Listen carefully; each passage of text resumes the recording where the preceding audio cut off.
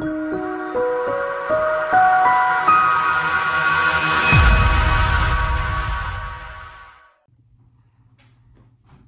everybody, Andy Bassett with Ellerbrock-Norris here. Reaching out again to first and foremost say I hope everybody is still staying safe, healthy, and marginally sane 3 weeks in now. One thing's for sure, I guess I'm shaving less these days and I'm seeing a little gray come in. I'm not real proud of that, but hey, here we are, quarantine life. Today, I want to jump into a topic we're getting quite a few questions around, and it's certainly something many businesses are facing is, what are we doing with our employees? We're in unprecedented times right now, and businesses are really trying to figure out how do we keep employees and are we able to continue to compensate them? Unfortunately, as a result, many employers are having to make really tough decisions right now. Decisions certainly I'm sure most of them never wanted to have to make in their businesses. Fortunately, the government has stepped in with the Payroll Protection Program, part of the CARES Act, which is going to help many businesses get through this. But still, we know that tough decisions are going to have to be made. So what do we need to do? Well, it's important that we make these decisions very professionally and very wisely. We recommend all businesses understand the Emergency Family and Medical Expansion Act and the Emergency Paid Sick Leave Act, which are both part of the Families First Coronavirus Response Act that President Trump signed into law. They apply to employers under 500 employees, which is, of course, many of us. So make sure you understand those. We have a lot of information on our COVID-19 resources page of our website.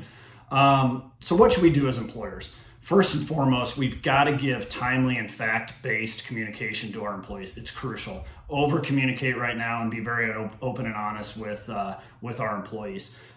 Take all appropriate precautions to keep people safe, to keep the virus from spreading in the workplace. Obviously, social distancing and things of that nature, but we all need to know what makes sense in our businesses and how can we accommodate that and how are we communicating that.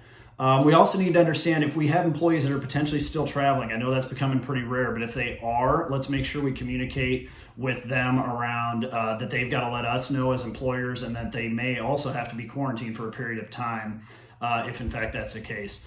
But simply be smart, talk to your advisors, whether that's us or otherwise in the risk management field or certainly your employment law attorneys. Another thing that we want to talk about real quick is employment practices liability is a very common way many employers manage risk in this environment for this type of risk. What are we hearing about that right now? We're hearing that insurance carriers are more and more limiting their desire to write new policies right now. They're certainly limiting their desire to increase limits of liability. So that tells you they're a little concerned about how claim activity might be on the rise, and they're underwriting stricter. They're asking for, what's your business continuity plan? What are you doing to keep people safe? Are you practicing social distancing? So I'd encourage everybody to understand what is our business continuity plan and are we doing these things right? There's a reason underwriters are asking those questions. But hey, look, at the end of the day, all of us know as employers that our most valued resource is our people, and we want to do everything we can to keep them safe, keep them employed, but we also know tough things are going to happen, and as employers, we've got to be prepared to handle those the right way.